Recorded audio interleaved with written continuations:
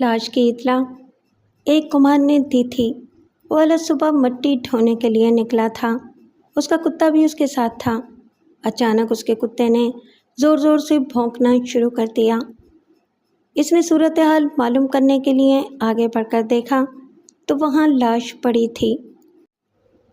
लाश की इत्तला मिलते ही मैं चंद सिपाहियों को हमरा लेकर मौके पर पहुँच गया। मुझे मकतूल के जिस्म पर पाई जाने वाली चोटों से ये अंदाज़ा होता था कि उसे लाठियों से मारा गया है। उसके चेहरे, सर और कंधों पर चोटों के नुमायां निशानात थे। कुछ निशान हाथों और बाजुओं पर भी थे, लेकिन खून कहीं से नहीं निकला था। सब अंदरूनी चोटें थीं। उसका लिबास तकरीबन नया था। शलवार कमीज़ के ऊपर उसने उम्दा किस्म की बास्केट पहन रखी थी और उसकी उम्र का अंदाज़ा लगभग 40 साल के करीब था। मैंने सबसे पहले मकतूल की जामत तलाशी ली। उसकी जेबों से कोई काबिल ज़िक्र चीज़ बरामद नहीं हुई, ना नकदी और ना कोई और कीमती चीज़। इसकी लाश का और अतराफ का मैंने अच्छी तरह जायज़ा लिया। कुछ दूर झाड़ियों में एक नई मुड़ी हुई टोपी पड़ी हुई दिखाई दी। वो भूरे रंग की खासी कीमती टोपी थी और उसके अंदर लगे हुए लेबल पर गालिबन नवाब सन्स केप मेकर्स लिखा था और पता पुरानी अनारकली तमाल लाहौर का था। ये टोपी लाश से तकरीबन 50 कदम दूर पड़ी हुई मिली थी। मैं इधर उधर देखता हुआ आगे बढ़ा तो कुछ फासले पर एक रंगीन कपड़ा झाड़ियों में उलझा हुआ दिखाई दिया।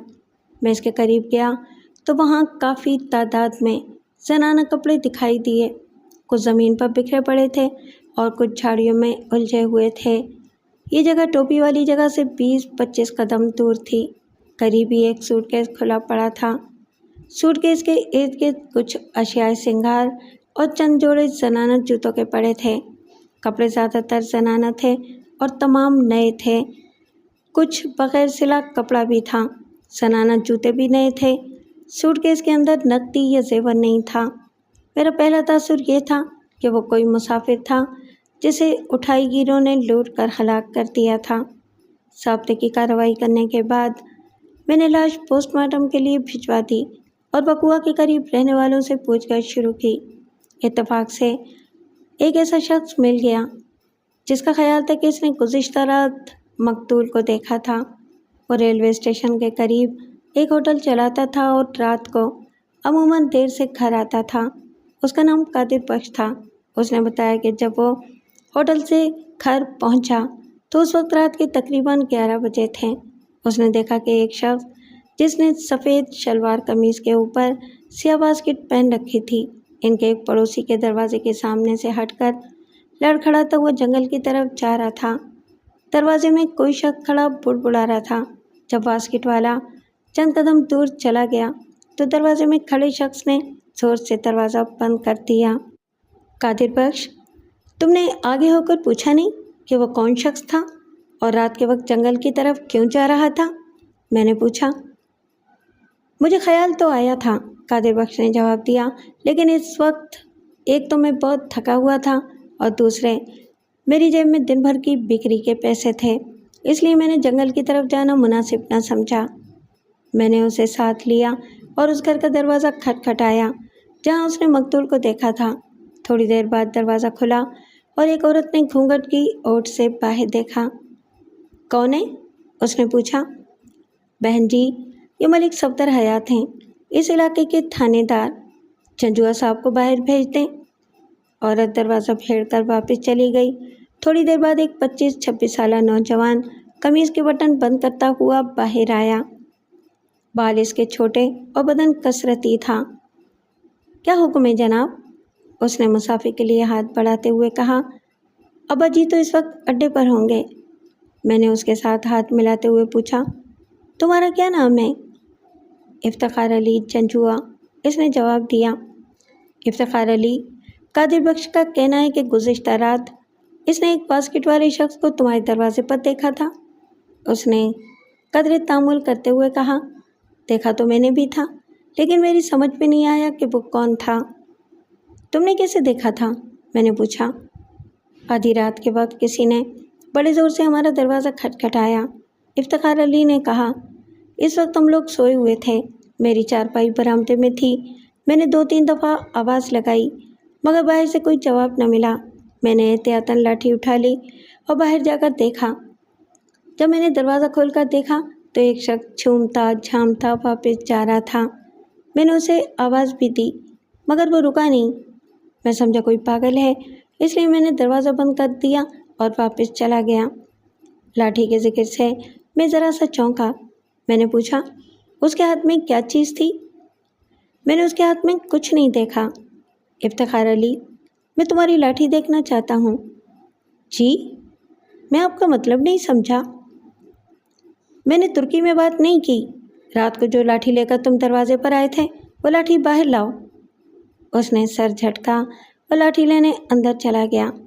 اس کے جانے کے بعد میں نے قادر بخش سے پوچھا، یہ افتخار علی جنجوعہ کیسا آدمی ہے؟ آدمی تو بالکل ٹھیک ٹھاک ہے، کبڈی کا بڑا اچھا کھلاڑی ہے، پڑھا لکھا بھی ہے۔ رات کو تم نے باسکٹ والے کے ہاتھ میں کوئی سوٹ کیس وغیرہ تو نہیں دیکھا؟ اس وقت اندھیرا تھا جناب، قادر بخش نے کہا، لیکن اگر اس کے ہاتھ میں سوٹ کیس ہوتا تو ضرور نظر آ جاتا۔ لمحے بھر کے بعد افتخار علی ایک لاٹھی لے کر آیا۔ اس کے ایک سرے پر سم چڑھا ہوا تھا اور اچھی مضبوط لاٹھی تھی۔ میں نے پوچھا، گھر میں اور کتنی لاٹھیاں ہیں؟ اس کے چہرے پر برہمی نظر آنے لگی۔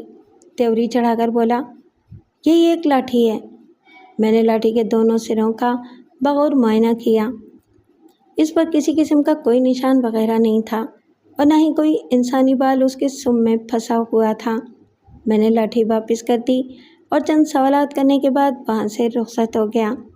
پوسٹ مارٹم کی ابتدائی رپورٹ کے مطابق مقتول کی موت صبح 3 اور 5 بجے کے درمیان واقع ہوئی تھی۔ اگر قادر بخش کا بیان درست تھا تو نامعلوم قاتل یا قاتلوں نے رات کے 10:30 اور 11 بجے کے درمیان مقتول کو ضربات پہنچائی تھیں اور غالباً اسے مردہ سمجھ کر وہاں چھوڑ گئے تھے۔ واضح طور پر وہ کچھ دیر بعد ہوش میں آ گیا تھا اور مدد کے لیے جنجوعہ کا دروازہ کھٹکھٹایا تھا۔ ابھی تک مقتول کی شناخت ہو نہیں سکی تھی۔ میں نے اس کی تصویریں دوسرے علاقے کے تھانوں کو بھجوا دیں اور نامعلوم قاتلوں کے خلاف رپورٹ درج کر لی۔ اگلے روز مشرقی تھانے کا ایک ASI میرے پاس آیا اور بتایا کہ مقتول کا نام لیاقت علی تھا اور وہ 6 سال پہلے لاپتہ ہو گیا تھا۔ تمہارا مطلب ہے کہ وہ اسی علاقے کا رہنے والا تھا؟ جی ہاں، اسی علاقے کا رہنے والا تھا، ASI نے جواب دیا۔ ہمارے پاس اس کی گمشدگی کی رپورٹ بھی لکھائی گئی تھی مگر اس کا کچھ پتہ نہیں چل سکا تھا۔ پھر تو تمہارے پاس اس کے گھر کا پتہ ضرور ہوگا۔ اس نے ایک کاغذ میری طرف بڑھایا۔ میں اس کا پتہ نوٹ کر کے لے آیا ہوں۔ تم نے اس کے گھر والوں کو کسی قسم کی اطلاع تو نہیں دی؟ میں نے پتہ لیتے ہوئے پوچھا۔ اس نے نفی میں سر ہلایا، بولا، میں لیاقت علی کے گھر گیا تھا لیکن اطلاع دیے بغیر واپس آ گیا۔ میری ہمت نہیں پڑی، یہ کام آپ ہی کریں۔ میں تمہارا مطلب نہیں سمجھا، وہ اٹھتے ہوئے بولا۔ جب آپ لیاقت علی کے گھر جائیں گے تو آپ خود ہی ساری بات سمجھ جائیں گے۔ میں نے پتے پر نظر ڈالی اور اسی وقت اٹھ کر روانہ ہو گیا۔ لیاقت علی کا 1 منزلہ مکان شہر کے مشرقی حصے میں واقع تھا۔ میری دستک کے جواب میں ایک بھاری جسم کی ادھیڑ عمر عورت نے دروازہ کھولا اور یوں مسکراتے ہوئے باہر دیکھا جیسے اسے کسی بہت ہی عزیز ہستی کی آمد کی توقع تھی۔ مجھے دیکھ کر اس کی مسکراہٹ غائب ہو گئی۔ اس نے سستے قسم کا میک اپ کر رکھا تھا اور خاصی بنی سنوری ہوئی تھی، لیکن اس کا سنگار کچھ اجنبی سا لگ رہا تھا، جیسے اس نے پہلی مرتبہ سنگار کیا ہو۔ جیسے ہی اس نے دروازہ کھولا، عقب سے کسی لڑکی نے آواز لگائی، امی، ابو آ گئے؟ یہ سن کر میں سمجھ گیا کہ ASI لیاقت علی کے قتل کی اطلاع دینے کی ہمت کیوں نہ کر سکا تھا۔ اس گھر میں ایک عورت اپنے شوہر کا اور 2 جوان بچیاں اپنے باپ کا بے چینی کے ساتھ انتظار کر رہی تھیں۔ لمحے بھر کے بعد وہ بنی سنوری لڑکیاں بھی دروازے میں پہنچ گئیں۔ ان کی عمریں 15 اور 17 برس کے لگ بھگ تھیں۔ لیاقت علی کا یہی گھر ہے؟ میں نے عورت سے پوچھا۔ جی ہاں، یہی گھر ہے عورت نے جواب دیا، آپ کون ہیں؟ میں اس وقت سادہ لباس میں تھا۔ میں نے اپنا تعارف کرانے کے بجائے کہا، میں لیاقت علی کے بارے میں کچھ بات کرنا چاہتا ہوں۔ کیا آپ ان کی بیوی ہیں؟ جی ہاں، میں ان کی بیوی ہوں۔ آپ کیا بات کرنا چاہتے ہیں؟ کیا آپ ان کے دوست ہیں؟ بات اطمینان سے کرنے والی ہے۔ اس کے چہرے پر پریشانی نظر آنے لگی۔ اس نے بچیوں کو دوسرے کمرے میں بھیج دیا اور ایک سادہ سی بیٹھک کھول کر مجھے اندر بٹھایا۔ اس کا نام رحمت بی بی تھا اور وہ سیدھی سادی گھریلو عورت تھی۔ میں نے سنا ہے کہ کچھ عرصہ پہلے آپ کے شوہر لاپتہ ہو گئے تھے؟ جی ہاں، یہ 5-6 سال پرانی بات ہے، رحمت بی بی نے کہا، لیکن اب ان کا پتہ مل گیا ہے۔ وہ کاروبار کے سلسلے میں باہر چلے گئے تھے۔ پرسوں ہمیں لاہور سے ان کا خط ملا ہے۔ وہ آج آنے والے ہیں۔ آنا تو انہوں نے کل تھا، مگر شاید کسی وجہ سے آ نہیں سکے۔ کیا آپ ان کا خط دکھا سکتی ہیں؟ بات کیا ہے جی؟ آپ بجھارتیں کیوں ڈال رہے ہیں؟ اصل بات کیا ہے؟ پھر اس نے اندر کی طرف منہ کر کے آواز لگائی، محمودہ بیٹی، اپنے ابا کا خط ادھر لانا ذرا۔ محمودہ دونوں لڑکیوں میں سے بڑی تھی۔ وہ لمحے بھر کے بعد اندر سے خط نکال لائی۔ رحمت بی بی نے بیٹی کے ہاتھ سے خط لے کر اسے واپس بھیج دیا اور بولی، اس خط میں کوئی خاص بات نہیں ہے۔ آپ کیوں یہ خط پڑھنا چاہتے ہیں؟ دراصل آپ کے شوہر کو حادثہ پیش آ گیا ہے، میں نے کہا اور اس کے ہاتھ سے خط لے لیا۔ یا اللہ خیر، اس نے گھبرا کر کہا، کیا ہوا؟ کیسے حادثہ پیش آ گیا انہیں؟ وہ اس وقت کہاں ہیں؟ پروردگار، ہمیں بڑی مدت کے بعد یہ خوشی کا دن دیکھنا نصیب ہوا تھا، ہم پر رحم کی نظر کرنا۔ میں نے اس کی بات کا جواب نہیں دیا اور خط پڑھنے لگا۔ لکھا تھا، پیاری بیٹی محمودہ، میں آپ لوگوں سے بہت شرمندہ ہوں کہ اتنا عرصہ آپ کو اپنے بارے میں کوئی اطلاع نہ دے سکا۔ دراصل میں پاکستان سے باہر چلا گیا تھا اور ایک چکر میں پھنس گیا تھا۔ 13 تاریخ کو گھر پہنچ رہا ہوں۔ ساری تفصیل گھر پہنچ کر بتاؤں گا۔ تمہیں اور حمیدہ کو بہت سا پیار۔ اپنی امی کو میری طرف سے سلام کہنا اور اس خط کا کسی سے ذکر نہ کرنا۔ تمہارے ابو۔ آپ بتاتے کیوں نہیں؟ رحمت بی بی نے کہا، محمودہ کے ابا کو کیا ہوا ہے؟ رحمت بی بی، جو انسان اس دنیا میں آیا ہے اس کو ایک دن ضرور واپس جانا ہے، میں نے کہا۔ کوئی پہلے چلا جاتا ہے، کوئی بعد میں جاتا ہے۔ خدا نے ہمیں یہی سبق سکھایا ہے کہ جانے والوں کی جدائی پر صبر کرنا چاہیے۔ کیا میرے شوہر فوت ہو گئے ہیں؟ ہاں، وہ آج صبح ایک حادثے میں فوت ہو گئے ہیں۔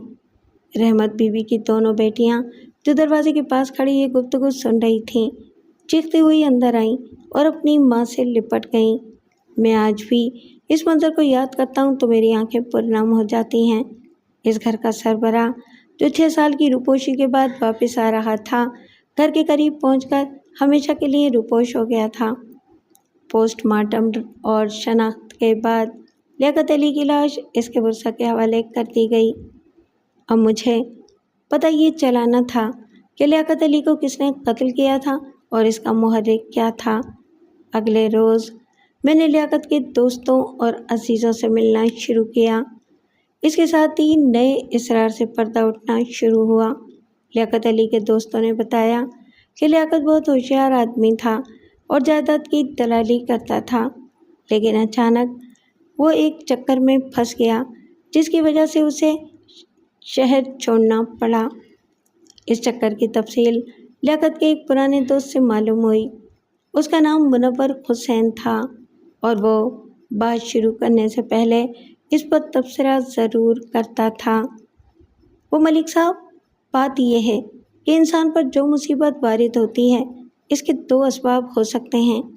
نیک انسان پر جو مصیبت آتی ہے اس کا سبب یہ ہوتا ہے کہ خدا اسے ادنیٰ درجے سے اعلیٰ درجے کی طرف لے جانا چاہتا ہے، اور برے انسان پر جو مصیبت آتی ہے وہ اس کی بدعمالی کے سبب سے آتی ہے۔ آپ نے لیاقت کے بارے میں سوال کیا ہے تو میں آپ کو کیا بتاؤں؟ کہتے ہیں کہ مرنے والے کا ذکر خیر کرنا چاہیے، لیکن بعض تلخ حقیقتیں ایسی ہوتی ہیں جنہیں بے نقاب کرنا ہی پڑتا ہے۔ لیاقت اس شہر میں اچھا خاصا رہ رہا تھا، आमदनी उसकी ठीक ठाक थी, एक सलीका शियार बीवी थी, 2 फूल-सी बच्चियाँ थीं, लेकिन वो अक्सर अपनी अस्तवाजी ज़िंदगी के बारे में शिकवा करता रहता था। कहता था, बीवी से बनती नहीं। मैं मशरिक़ की बात करता हूँ तो वो मग़रिब की बात करती है, मैं आसमान की बात करता हूँ तो वो ज़मीन की बात करती है। मैं लियाकत से कहता था, अब जो हो चुका है उसे टाला नहीं जा सकता, इसलिए औखे सौखे वक्त पास करो। वो क्या कहते हैं, डर वट ज़माना कट। लेकिन वो अल्लाह का बंदा परियों की बातें करता था। एक दिन उसने बड़ी राजदारी से मुझे बताया कि एक लड़की को इससे मोहब्बत हो गई है। ज़रा गौर करें इस बात पर, उसने ये नहीं कहा कि उसे एक लड़की से मोहब्बत हो गई है, बल्कि ये कहा कि एक लड़की को उससे मोहब्बत हो गई है। मैंने कहा, पागल मत बनो, ये मोहब्बत वगैरह सब फिल्मों के खेल हैं। तुम अयालदार आदमी हो, मुआशरे में तुम्हारी इज्जत है, मोहब्बत के फट्टे में टांग मत अड़ाओ। लेकिन मलिक साहब, वो अपने बारिशाह ने कहा है ना, अजब कहा है कि इश्क न पूछे ज़ात। लियाकत दिन ब दिन उस लड़की का दीवाना होता चला गया। वो मेरी बात समझने के बजाय मुझे दूसरी शादी के बारे में 100 दलीलें देता था। एक दिन मैं तंग आ गया। मैंने कहा, ठीक है प्यारे, अगर तुमने ओखली में सर दे ही दिया है तो कर लो दूसरी शादी, लेकिन 2 बातें याद रखो। अव्वल ये कि शादी लड़की के माँ बाप की रजामंदी से करना, और दोयम दोनों बीवियों के साथ मसावी सलूक करना। कहने लगा, ये दोनों बातें मुमकिन नहीं। लड़की के माँ बाप कहते हैं कि लड़की को सारी ज़िंदगी घर बिठाए रखना मंजूर है, मगर बीवी बच्चे वाले के साथ शादी नहीं करेंगे। और उधर मेरी रहमत बीबी कहती है कि अगर कोई दूसरी औरत घर में आई तो वो इसकी टांगें तोड़ देगी। वो गुस्से में अपनी बीवी को रहमत से ज़हमत बीबी भी कहता था। बात यह है मलिक साहब कि हमारे मुआशरे में गैरत के नाम पर बाज़ जाली कदरों ने हमारी जड़ों में कदम जमा लिए हैं। अब आप देखिए ना, दूसरी शादी कोई बुरी बात तो नहीं है। अगर आदमी दूसरी शादी की ज़रूरत महसूस करता हो और अखराजात भी बर्दाश्त कर सकता हो तो उसके रास्ते में रोड़े नहीं अटकाने चाहिए, वरना वो पहली बीवी को तलाक देकर दूसरी शादी कर लेगा। दूसरी शादी की इजाज़त में यही तो बड़ी खूबी है कि पहली भी रहती है और दूसरी की जगह भी बन जाती है। जनाब, बात लंबी हो जाएगी, इस किस्से को मुख्तसर करता हूँ। जब लियाकत को दोनों तरफ से इजाज़त ना मिली तो उसने दरपर्दा शादी का प्रोग्राम बनाया। बकौले इसके लड़की हर तरह से उसका साथ देने पर तैयार थी, यहाँ तक कि वो इसकी खातिर जान देने पर भी तैयार थी। बल्कि उसने यहाँ तक कह दिया था कि अगर उसकी लियाकत के साथ शादी ना हुई तो वो दरिया में छलांग लगा देगी। तो जनाब, एक दिन लियाकत गायब हो गया, बिल्कुल गायब हो गया, पानी में नमक की तरह गायब हो गया। मुझे बड़ा ही दुख हुआ, मेरा बड़ा प्यारा दोस्त था। आह, वापस भी आया तो किस हाल में वापस आया, खुदा उसकी मग़फ़िरत करे। इसकी आंखें नमनाक हो गईं। मैंने पूछा, शादी के बारे में आपने कुछ नहीं बताया? शादी उसने यकीनन कर ली होगी, मुनव्वर हुसैन ने कहा। आदमी बड़ा होशियार था, कहने को तो मुझे सब कुछ बताता था, लेकिन अगर देखा जाए तो मैं कुछ भी नहीं जानता। उसने न तो मुझे लड़की का नाम बताया था और न ही अपने मंसूबे की तफसील बताई थी। उसका कहना था कि अगर कोई बात छुपाने वाली है तो उसे सबसे छुपाना चाहिए, किसी एक को भी नहीं बताना चाहिए। लिहाजा वो एक रोज़ चुपके से गायब हो गया। क्या आप लड़की के बारे में बिल्कुल कुछ नहीं जानते? मैंने कहा, कम से कम आपने अंदाज़ा तो ज़रूर लगाया होगा। मेरा मतलब है कि लियाकत अकेला तो नहीं गया होगा। जिस लड़की के साथ उसने शादी का प्रोग्राम बनाया था वो भी यकीनन उसके साथ गई होगी, और ये एक ऐसी बात है जो छुपी हुई नहीं रह सकती। बात तो आप ठीक कहते हैं, लेकिन बाज़ औक़ात माँ बाप अपनी इज़्ज़त की खातिर इस किस्म की बातों को मसलहत के पर्दे में छुपा लेते हैं। लियाकत की रूपोशी के 10-12 दिन बाद मैंने एक लड़की की गुमशुदगी की मुबहम सी खबर सुनी थी। लियाकत के महल्ले में सदरुद्दीन नामी एक शख्स रहता है। इधर मैन बाज़ार में उसकी बिजली के सामान की दुकान है। अच्छा खाता पीता आदमी है। इसकी 5 या 6 बेटियां बताते हैं। सबसे बड़ी बेटी का नाम हुमेरा है। कहते हैं कि ये लड़की घर से भाग गई थी और आज तक वापस नहीं आई। घर वाले शुरू में यही कहते रहे कि किसी अजीज़ के घर गई हुई है, लेकिन ये बात छुपी हुई नहीं रह सकती थी। इस वक्त इस लड़की की उम्र 23-24 साल के करीब थी। बचपन में वो मेरे पास पढ़ने के लिए आती थी। अच्छी खूबसूरत लड़की थी। मेरा ख्याल है कि लियाकत जिस लड़की की बात करता था वो यही थी। क्या ये लड़की दोबारा वापस नहीं आई? मेरा ख्याल है कि नहीं आई। सदरुद्दीन एक अनपढ़ और सख्तगीर आदमी है। मुझे उम्मीद नहीं कि अब वो हुमेरा को अपनी बेटी के तौर पर कबूल करे। मैंने मुनव्वर हुसैन से सदरुद्दीन के घर का पता लिया और शाम को उसके घर पहुंच गया। उसका घर इसी महल्ले में था जिसमें लियाकत अली का घर था। दस्तक के जवाब में एक नौजवान लड़के ने दरवाज़ा खोला। मैंने अपना तारुफ कराया और कहा कि मैं हुमेरा नामी लड़की के सिलसिले में सदरुद्दीन से बात करना चाहता हूँ। उसने मुझे एक आरास्ता ड्राइंग रूम में बिठाया और अंदर चला गया। उसका नाम शायद रफ़ीउद्दीन था और वो हुमेरा का भाई था। चंद लम्हों के बाद एक मुअम्मर औरत अंदर आई। उसके बाल जुज़वी तौर पर सफ़ेद थे और सेहत अच्छी थी। वो साफ़ सुथरे लिबास में मलबूस थी और वो लड़की की माँ इशरत बेगम थी। उसने रस्मी कलमात के बाद कहा, रफ़ी के अब्बा तो अभी घर में नहीं आए। आप हुमेरा के बारे में क्या बात करना चाहते हैं? मैंने सुना है कि 6 साल पहले आपकी बेटी अचानक गायब हो गई थी। उसने गहरा सांस लिया और बोली, ये दाग हमारे मुकद्दर में लिखा था, सो लग गया। अब इस बात के जिक्र से क्या हासिल? इस अरसे में आपकी बेटी ने आपके साथ कोई राब्ता कायम नहीं किया? कोई ख़त या कोई पैगाम वगैरह वगैरह? इसने जवाब देने में थोड़ा सा तामुल किया, फिर बोली, मुझे 2-3 मरतबा उसका पैगाम मिला था। उसने अपने बारे में कोई तफसील नहीं बताई, सिर्फ इतना पैगाम भेजा था कि वो अपने घर में खुश है। आपको ये तो मालूम होगा कि उसने शादी कर ली थी। इस बारे में भी हमें कोई तफसील नहीं मालूम, बस अंदाज़ा है कि शादी कर ली होगी। ये भी नहीं पता कि वो किस शहर में रहती है। अल्लाह उसे जहाँ रखे खुश रखे। मैंने अंदाज़ा लगाया कि वो कुछ छुपाने की कोशिश कर रही थी। आपके महल्ले में एक शख्स लियाकत अली रहता था। मैंने कहा, मैंने सुना है कि वो 6 साल पहले रुपोश हो गया था। चंद रोज़ पहले हमें बस्ती के बाहर उसकी लाश मिली है। किसी ने उसे कत्ल कर दिया है। उसका रंग सफ़ेद पड़ गया। बोली, हाँ सुना तो है। कहते हैं कि वो मुल्क से बाहर चला गया था। इसी लम्हे एक फरमानदाम बूढ़ा शख्स कमरे में दाखिल हुआ। उसने दाढ़ी रखी हुई थी और पेट बाहर निकला हुआ था। इशरत बेगम, तुम अंदर जाओ, उसने आते ही कहा। फिर मेरी तरफ देखते हुए बोला, जी। इसकी तेवरी चढ़ी हुई थी और वह खासा बरहम मालूम होता था। आप किस सिलसिले में मुझसे बात करना चाहते हैं? मेरा नाम मलिक सफदर हयात है, मैंने कहा, और मैं इस इलाके का थानेदार हूँ।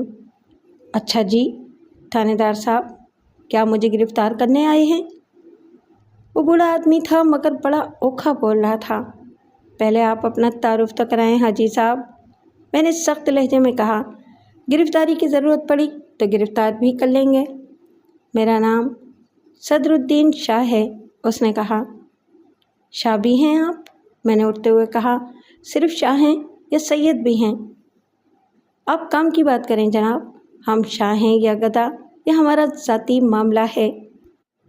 चूँकि उसने अदब आदाब की परवाह नहीं की थी, इसलिए मैंने भी उसी अंदाज में कहा, शाह जी, मैंने सुना है कि आपकी बड़ी बेटी हुमेरा 6 साल पहले घर से भाग गई थी। आजकल वो कहाँ होती है? वो एकदम भड़क कर बोला, संभल कर बात करें थानेदार साहब, मैं किसी हुमेरा शुमेरा को नहीं जानता। इस नाम की मेरी कोई बेटी नहीं है, समझे आप? हम इज़्ज़तदार लोग हैं, हमारी कोई बेटी कभी घर से नहीं भागी। शाह जी, क्या आपके रिश्तेदार और आपके महल्ले वाले इस बात की तस्दीक करेंगे कि आपकी किसी बेटी का नाम हुमेरा नहीं है? मुझे किसी की तस्दीक की ज़रूरत नहीं है, मैं अपने मामलात को अच्छी तरह समझता हूँ। हो सकता है कि आपको तस्दीक की ज़रूरत ना हो, لیکن قانون کو تو ضرورت ہے۔ آپ جائیں یہاں سے، وہ بگڑ کر بولا۔ اپنا قانون اپنے پاس ہی رکھیں۔ اچھی طرح سوچ لیں شاہ صاحب، میں نے دروازے کی طرف بڑھتے ہوئے کہا۔ آپ کو بعد میں افسوس کرنا پڑے گا۔ لیکن اس کے لہجے میں کوئی تبدیلی نہیں آئی۔ میں خاموشی سے رخصت ہو گیا۔ اگلے روز میں نے لیاقت علی کے قتل کے سلسلے میں عدالت سے اس کے وارنٹ گرفتاری حاصل کیے اور ایک ASI کو 2 سپاہیوں کے ہمراہ اس کی گرفتاری کے لیے بھیج دیا۔ تقریباً 1 گھنٹے کے بعد وہ اسے گرفتار کر کے تھانے میں لے آئے۔ اس کا رنگ ہلدی ہو رہا تھا اور منہ سے بات بھی نہیں نکل رہی تھی۔ میں نے ASI کو بناوٹی غصے سے کہا، میر باش، یہ حاجی صاحب تو بڑے عزت دار لوگ ہیں، تم انہیں کہاں پکڑ لائے ہو؟ کیوں جی حاجی صاحب، خیر تو ہے؟ ملک صاحب، مجھے تو کچھ پتہ نہیں ہے، صدرالدین شاہ خقلا کر بولا۔ میں دکان پر بیٹھا کام کر رہا تھا، یہ آپ کے آدمی مجھے گرفتار کر کے یہاں لے آئے ہیں۔ آپ ہی نے بھیجا ہوگا انہیں۔ حاجی صاحب، ہم کیا اور ہماری اوقات کیا؟ ہم تو قانون کے بندے ہیں، اور آپ تو جانتے ہی ہیں کہ قانون بندوق سے نکلی ہوئی گولی کی طرح ہوتا ہے۔ جس طرح گولی کے راستے میں آنے والا چھلنی ہو جاتا ہے، اسی طرح قانون کے راستے میں آنے والا بھی چھلنی ہو جاتا ہے۔ میں نے ASI سے کہا، میر باش، حاجی صاحب کی ہتھکڑی اتار دو اور انہیں ٹھنڈا پانی پلاؤ۔ ASI نے صدرالدین کی ہتھکڑی اتار دی اور ایک سپاہی پانی لے آیا۔ صدرالدین نے ایک ہی سانس میں گلاس خالی کر دیا اور بولا، ملک صاحب، مجھے افسوس ہے کہ کل آپ کے ساتھ کچھ نرم گرم بات ہو گئی تھی۔ بیٹھیں۔ میں نے کرسی کی طرف اشارہ کیا۔ نرم گرم باتیں تو چلتی رہتی ہیں۔ میں نے میز پر رکھے ہوئے کاغذات کا جائزہ لیا۔ میں کل آپ کی بیٹی حمیرہ کی بات کر رہا تھا۔ میرا خیال ہے کہ اب تو آپ کو اس کے بارے میں یاد آ گیا ہوگا۔ 6 سال اتنا لمبا عرصہ بھی نہیں ہوتا۔ اس دفعہ اس نے میری بات سمجھنے میں کوئی دیر نہیں لگائی، بولا، ہاں، وہ بدبخت میری ہی بیٹی ہے، 6 سال پہلے گھر سے بھاگ گئی تھی۔ اگر وہ میرے ہاتھ آ جاتی تو میں اس کے ٹکڑے کر دیتا۔ میں نے کہا، حاجی صاحب، شکل و صورت سے تو آپ بڑے شریف نظر آتے ہیں، مگر باتیں آپ کافروں والی کر رہے ہیں، کچھ خوف خدا کریں۔ وہ کانوں کو ہاتھ لگاتے ہوئے بولا، توبہ توبہ، میں نے خدا کو جان دینی ہے، میں تو خدا اور رسول کے حکم کے خلاف ایک قدم بھی نہیں اٹھاتا۔ میری تو ہر وقت یہی دعا ہے، خدا میرا انجام بخیر کرے۔ حاجی صاحب، یہ بتائیں کہ خدا نے ماں باپ کو یہ کب اجازت دی ہے کہ وہ اولاد کی کسی غلطی پر اسے قتل کر دیں یا ٹکڑے ٹکڑے کر دیں؟ لو جی، آپ بھی کمال کرتے ہیں۔ آخر غیرت بھی تو کوئی چیز ہوتی ہے۔ غیرت خدا کے حکم کی نافرمانی میں ہے یا فرما برداری میں؟ میں نے کب کہا ہے کہ خدا کی نافرمانی کرنی چاہیے؟ اس نے کہا، بس آدمی کو بغیرت نہیں ہونا چاہیے۔ قبلہ، یہی تو میں پوچھ رہا ہوں۔ میں نے کہا، خدا نے ماں باپ کو کہاں یہ اجازت دی ہے کہ وہ اولاد کی کسی غلطی پر اسے جان سے مار ڈالیں؟ یہ تو زمانہ جاہلیت کی باتیں ہیں کہ باپ چھوٹی غیرت کا مظاہرہ کرتے ہوئے بیٹی کو زندہ زمین میں گاڑ دیتا تھا۔ یہ تو جہالت اور بے غیرتی کی بات ہے۔ لیکن ملک صاحب، لڑکی کا گھر سے بھاگ جانا بھی تو بے غیرتی کی بات ہے۔ یہ ایک الگ مسئلہ ہے، لیکن قتل کی اجازت پھر بھی نہیں ہے۔ ماں باپ کو چاہیے کہ اپنی ہمت و طاقت کے مطابق شریعت کے بتائے ہوئے طریقے کے اندر رہتے ہوئے اولاد کی تربیت کریں۔ اگر اس کے باوجود اولاد نہ سمجھے تو پھر ان کا معاملہ خدا پر چھوڑ دینا چاہیے۔ اس معاملے میں تلوار اور بندوق اٹھانے کی اجازت نہیں ہے۔ وہ کچھ قائل ہو کر بولا، ملک صاحب، میں سیدھا سادہ مسلمان ہوں، اتنا علم نہیں جانتا۔ اچھا ہوا آپ نے میری آنکھیں کھول دیں، مگر سچ پوچھیں تو اس لڑکی نے ہمیں کہیں منہ دکھانے کے قابل نہیں چھوڑا۔ میرا خیال ہے کہ غلطی آپ کی بھی ہے۔ میں نے سنا ہے کہ آپ اس کی پسند کی شادی میں روک بن رہے تھے۔ وہ ایک عیالدار شخص سے شادی کرنا چاہتی تھی، اس نے کہا۔ میں کیسے اس بات کی اجازت دے دیتا؟ مجھے معلوم ہوا تھا कि हुमैरा से छोटी लड़की की शादी पहले हो गई थी और जो भी रिश्ता आता था वो छोटी लड़कियों के लिए आता था। हुमैरा को कोई नहीं पूछता था। इस बात ने उसे नफसियाती तौर पर बदल कर रख दिया था। हाजी साहब, मैंने सुना है कि आपने हुमैरा से छोटी वाली की शादी पहले कर दी थी। हाँ, उसका रिश्ता पहले आ गया था, इसलिए हमने पहले शादी कर दी। या आपने गलती की थी, आपको कम से कम हुमैरा की मंगनी ज़रूर कर देना चाहिए थी।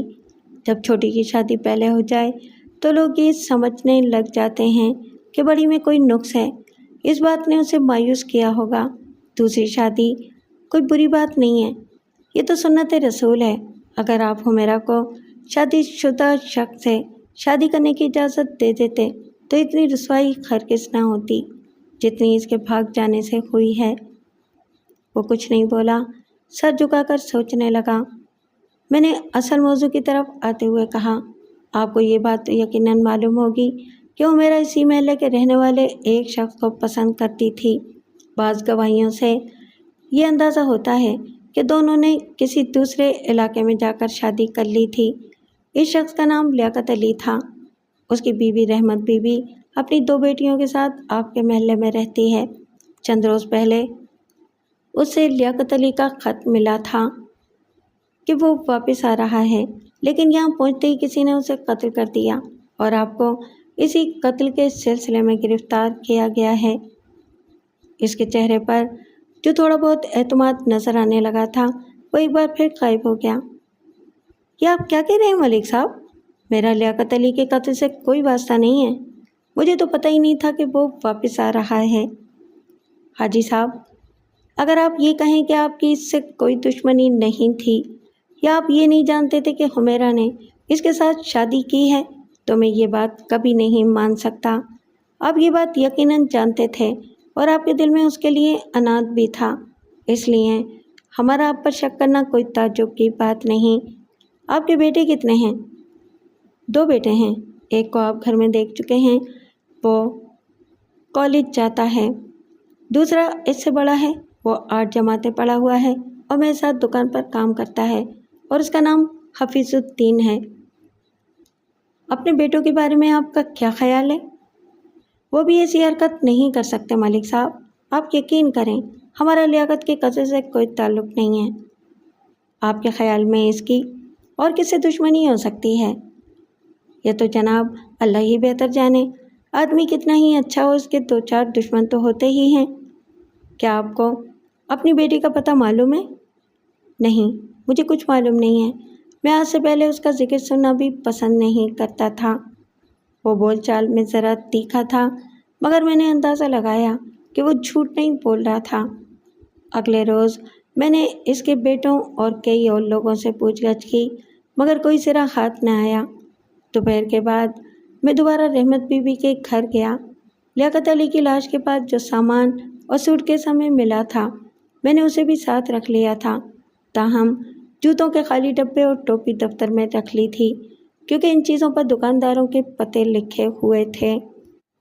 इस मर्तबा मैंने रहमत बीबी को देखा तो दंग रह गया। वो सख्त उजड़ी हुई हालत में थी और अपनी उम्र से 10-12 साल बड़ी लग रही थी।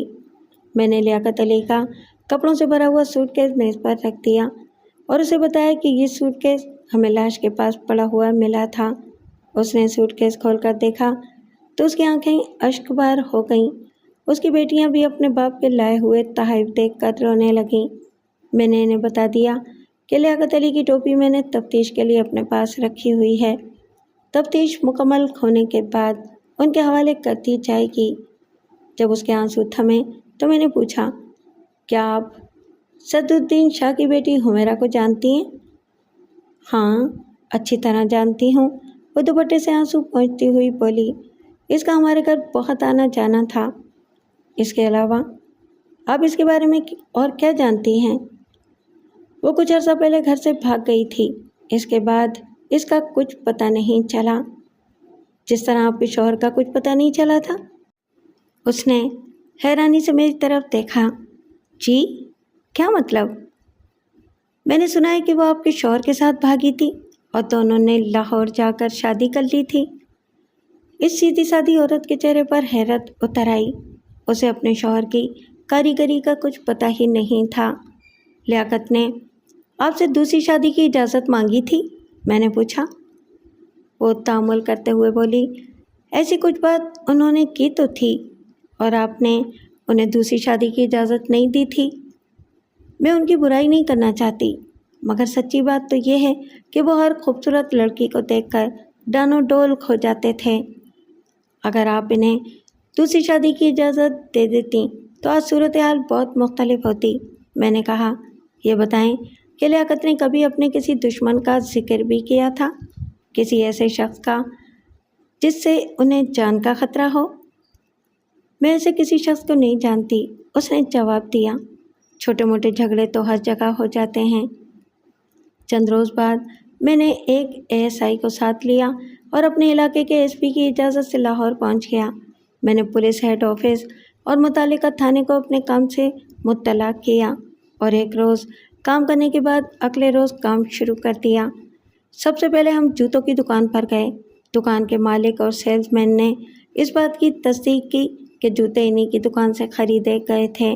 سیلز مین کو لیاقت علی کا حلیہ بھی کچھ یاد تھا، لیکن اسے یہ معلوم نہیں تھا کہ لیاقت علی کہاں رہتا تھا اور کیا کام کرتا تھا۔ اس کے بعد ہم پرانی انارکلی پہنچے اور پوچھتے پاچھتے نواب سنز کیپ میکرز کی دکان پر پہنچ گئے۔ خاصی سجی ہوئی دکان تھی۔ پچھلے حصے میں چند کاریگر ٹوپیاں بنا رہے تھے۔ شوکیس میں ہیٹ بھی رکھے تھے۔ ایک شخص جس نے ململ کا کرتا پہن رکھا تھا جلدی سے ہماری طرف متوجہ ہوا اور پوچھا کہ ہمیں کس قسم کی ٹوپی چاہیے۔ میں نے اپنا تعارف کرانے کے بعد کہا، میں ایک تفتیش کے سلسلے میں آپ کے پاس آیا ہوں۔ وہ مجھے اندر لے گیا اور بیٹھنے کے لیے کرسی پیش کی۔ وہ دکان کے مالک نواب دین کا بیٹا تھا اور اس کا نام غالباً فضل دین تھا۔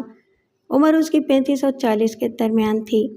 میں نے اسے کپڑے میں لپٹی ہوئی ٹوپی نکال کر دکھائی اور کہا کہ یہ ٹوپی آپ کی دکان سے خریدی گئی تھی۔ خریدار کا نام لیاقت علی تھا، مجھے اس کا پتہ چاہیے۔ اس نے ٹوپی میرے ہاتھ سے لے لی اور سرسری نظر سے اس کا جائزہ لیا، پھر پچھلے حصے میں بیٹھے ہوئے کاریگروں کی طرف منہ کر کے آواز لگائی، خادم حسین، ذرا ادھر آنا۔ خادم حسین ایک بوڑھا شخص تھا۔ وہ ایک ٹوپی سانچے پر چڑھائے اس کی سلائی کر رہا تھا۔ اس کا چشمہ ناک کے اوپر ٹکا ہوا تھا۔ اس نے چشمے کے اوپر سے ہماری طرف دیکھا، سامان ایک طرف رکھا اور اٹھ کر کمر سیدھی کرنے کی کوشش کرنے لگا، لیکن پوری طرح کامیاب نہ ہو سکا۔ اس نے ایک ہاتھ کمر پر رکھا اور ہمارے قریب پہنچ گیا۔ خادم حسین، ذرا یہ ٹوپی دیکھنا، فضل دین نے کہا۔ میرا خیال ہے کہ یہ آرڈر پر تیار کی گئی تھی۔ خادم حسین نے ٹوپی ہاتھ میں لیتے ہی فیصلہ سنا دیا، جی ہاں، یہ آرڈر پر بنائی گئی تھی اور یہ میرے ہاتھ کی بنی ہوئی ہے۔ کیا اس میں کچھ خرابی نکل آئی ہے؟ خادم حسین، کبھی تمہارے ہاتھ کی بنی ہوئی ٹوپی میں بھی خرابی نکلی ہے؟ فضل دین نے کہا، پھر اس کی تعریف کرتے ہوئے بولا، ملک صاحب، خادم حسین کو اس کام میں 40 سال ہو گئے ہیں۔ اس سے بہتر کاریگر میں نے آج تک نہیں دیکھا۔ بہت خوب، میں نے کہا، اگر میں نے کبھی آرڈر پر ٹوپی بنوانے کا فیصلہ کیا تو استاد خادم حسین کا نام یاد رکھوں گا۔ خادم حسین، فی الحال میں یہ جاننا چاہتا ہوں کہ جس شخص نے یہ ٹوپی بنوائی تھی اس کا پتہ کیا ہے؟ جناب، یہ ٹوپی شوکت علی نے بنوائی تھی، خادم حسین نے کہا۔ مجھے اس کا پتہ تو معلوم نہیں ہے، مگر میں نے اس کا گھر دیکھا ہوا ہے، ادھر پرانی انارکلی میں ہی رہتا ہے۔ میں نے اسے لیاقت علی کی تصویر دکھائی اور کہا، لیکن ہمیں یہ ٹوپی اس شخص کے پاس سے ملی ہے۔ تصویر دیکھ کر اسے دھچکا سا لگا، بولا، اوہ، اسے کیا ہوا ہے؟ اسے کسی نے قتل کر دیا ہے، میں نے کہا، اور اس کا نام لیاقت علی ہے۔ اوہ میرے خدا! خادم حسین کے چہرے پر افسردگی نظر آنے لگی۔ جناب، یہ شوکت علی ہے، ابھی چند ہفتے پہلے مجھے ملا تھا، بڑا زندہ دل اور خوش اخلاق شخص تھا۔ اللہ اللہ، زندگی کا کچھ بھروسہ نہیں ہے۔ کیا ہوا تھا؟ کیا کوئی دشمنی تھی؟ خادم حسین، کیا تمہیں یقین ہے کہ اس شخص کا نام شوکت علی تھا؟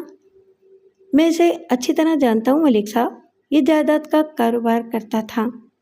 مجھے خیال آیا ہو سکتا ہے کہ لیاقت علی نے اپنا نام تبدیل کر لیا ہو۔ میں نے استاد خادم حسین کو ساتھ لیا اور اس کے ہمراہ لیاقت علی یا شوکت علی کے گھر پہنچ گیا۔ نیچے دکانیں تھیں، اوپر گھر تھا۔ خادم حسین مجھے دروازہ دکھا کر واپس چلا گیا۔ ASI کو میں نے نیچے انتظار کرنے کے لیے کہا اور اوپر جا کر دروازے پر دستک دی۔ دروازہ کھلا ہوا تھا۔ ایک 4-5 سالہ بچی دروازے پر آئی اور بولی، آپ کون ہیں؟ میں نے پوچھا، ابو ہیں گھر میں؟ وہ مٹک کر بولی، ابو تو نہیں ہیں، امی ہیں۔ بڑی بھولی بھالی بچی تھی۔ میں نے پوچھا، ابو کہاں ہیں؟ آپ کو نہیں پتہ؟ اس نے بھول پن سے کہا، وہ تو چلے بھی گئے، ان کی امی سے لڑائی ہو گئی تھی۔ یہ ایک بھولی بھالی بچی کی سادہ سی بات تھی، لیکن تفتیش کے اعتبار سے بہت اہم تھی۔ میں نے بچی سے کہا، جاؤ امی کو لاؤ۔ اتنے میں ایک عورت ہاتھ میں چھری پکڑے ہوئے دروازے کے سامنے آئی۔ اس کے بال بکھرے ہوئے تھے اور دوپٹہ گلے میں لٹک رہا تھا۔ عمر اس کی 30 سال کے لگ بھگ معلوم ہوتی تھی۔ شاید وہ باورچی خانے سے سبزی کاٹتے ہوئے اٹھ کر آ گئی تھی۔ مجھے دیکھ کر وہ دروازے کی اوٹ میں ہو گئی۔ جی، آپ کو کس سے ملنا ہے؟ اس نے پوچھا۔ بی بی، تمہارا نام حمیرہ ہے؟ میں نے پوچھا۔ جی، یہ میرا ہی نام ہے، وہ تامل کرتے ہوئے بولی۔ آپ کہاں سے آئے ہیں؟ میں تمہارے شوہر کے بارے میں کوئی اچھی خبر نہیں لایا۔ میں مر گئی، اس نے گھبرا کر کہا۔ کیا ہوا ہے انہیں؟ کیا یہاں کوئی بیٹھنے کی جگہ نہیں ہے؟ وہ مجھے اندر ڈرائنگ روم میں لے گئی۔ کمرہ چھوٹا تھا مگر خوب سجا ہوا تھا۔ حمیرہ بی بی، میں تمہارے شوہر کو لیاقت علی کے نام سے جانتا ہوں، لیکن یہاں آ کر مجھے پتہ چلا ہے کہ وہ شوکت علی کے نام سے یہاں رہتا تھا۔ کیا اس نے نام تبدیل کر لیا تھا؟ جی ہاں، کچھ ایسی بات تھی۔ لیاقت نے یہاں آ کر نام تبدیل کر لیا تھا۔ وہ کہاں ہیں؟ انہیں کسی نے قتل کر دیا ہے۔ یہ خبر سن کر اس پر سکتہ سا طاری ہو گیا۔ وہ آہستہ آہستہ صوفے پر بیٹھ گئی اور خود کلامی کے انداز میں بولی، اوہ، مجھے معلوم نہیں تھا کہ وہ اس حد تک آگے بڑھ جائیں گے۔ حمیرہ بی بی، تمہارے خیال میں یہ حرکت کس کی ہو سکتی ہے؟ میں نے پوچھا۔ اس نے خالی نظروں سے میری طرف دیکھا، پھر بولی، یہ واقعہ کب پیش آیا ہے؟ اس مہینے کی 13 تاریخ کو، میں نے جواب دیا۔ ابھی تک اس کی آنکھوں سے ایک بھی آنسو نہیں ٹپکا تھا۔ وہ ان لوگوں میں سے معلوم ہوتی تھی جنہیں بہت تاخیر سے صدمہ پہنچتا ہے۔ میں نے اسے لیاقت علی کے قتل کی تفصیل بتائی، پھر اپنا تعارف کرایا۔ باہر صحن میں 2 بچے کھلونوں سے کھیل رہے تھے۔ ایک تو وہی لڑکی تھی جس نے دروازہ کھولا تھا، اور دوسرا ایک 2-2.5 سالہ بچہ تھا۔ دونوں نے صاف ستھرے کپڑے پہن رکھے تھے اور بہت پیارے بچے تھے۔ میں نے حمیرہ سے پوچھا، یہ تمہارے بچے ہیں؟ وہ مجھ سے کچھ نہیں بولی، صرف اسبات میں سر ہلا دیا۔ ایک شخص کی موت سے 2 گھر برباد اور 4 بچے یتیم ہو گئے تھے۔ اس کا سبب وہ غیرت جاہلیت تھی جو کسی متعدی بیماری کی طرح ہمارے معاشرے سے چمٹی ہوئی ہے۔ حمیرہ بی بی، لیاقت علی سے تمہارا جھگڑا کس بات پر ہوا تھا؟ اس نے چونک کر میری طرف دیکھا۔ جھگڑا؟ آپ کو کس نے بتایا کہ ہمارا جھگڑا ہوا تھا؟ کسی بتانے والے نے بتا دیا۔ میں نے کہا، اس جھگڑے کی وجہ کیا تھی؟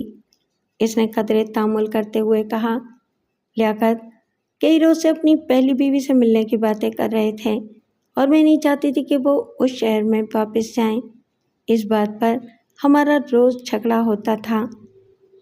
لیاقت کی بیوی کے علاوہ 2 بچیاں بھی ہیں۔ تمہارا اس بات پر جھگڑا کرنا ہرگز مناسب نہ تھا۔ تمہارا شوہر تمہارے علاوہ اپنی پہلی بیوی کے حقوق ادا کرنے کا بھی پابند تھا۔ اس کی بیٹیوں کو بھی ایک مہربان باپ کی ضرورت تھی۔ تم نے اپنی سوکن کو جس سائے سے محروم رکھنے کی کوشش کی، قدرت نے تمہیں اور تمہارے بچوں کو بھی اس سائے سے محروم کر دیا۔ وہ تذبذب کرتے ہوئے بولی، میرے روکنے کی ایک وجہ اور بھی تھی۔ اور وہ وجہ کیا تھی؟ وہاں لیاقت کے چند دشمن بھی تھے۔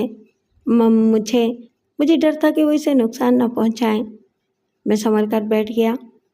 कौन थे वो दुश्मन? मैंने पूछा। दुश्मनी की वजह क्या थी? जो होना था वो हो चुका। उसने बात टालने की कोशिश की। अब किसी की बुराई करने से क्या फ़ायदा? क्या तुम ये नहीं चाहती कि तुम्हारे शौहर के कातिल को उसके जुर्म की सज़ा मिले?